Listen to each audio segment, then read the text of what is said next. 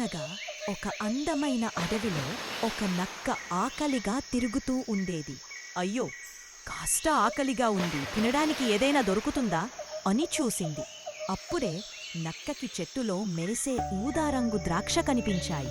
Wow, ఇదే తింటే నా కడుపు నిండిపోతుంది అని అనుకుంది నక్క. నక్క ఒక జంప్ చేసింది, కాని ద్రాక్షలు చాలా ఎత్తులో ఉన్నాయి.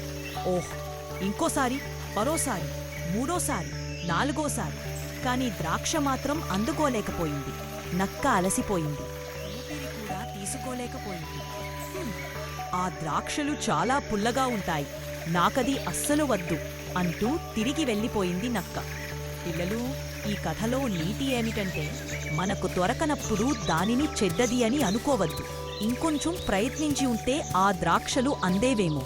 అందుకే అందుకోలేకపోయినా ప్రయత్నాన్ని ఆపకండి.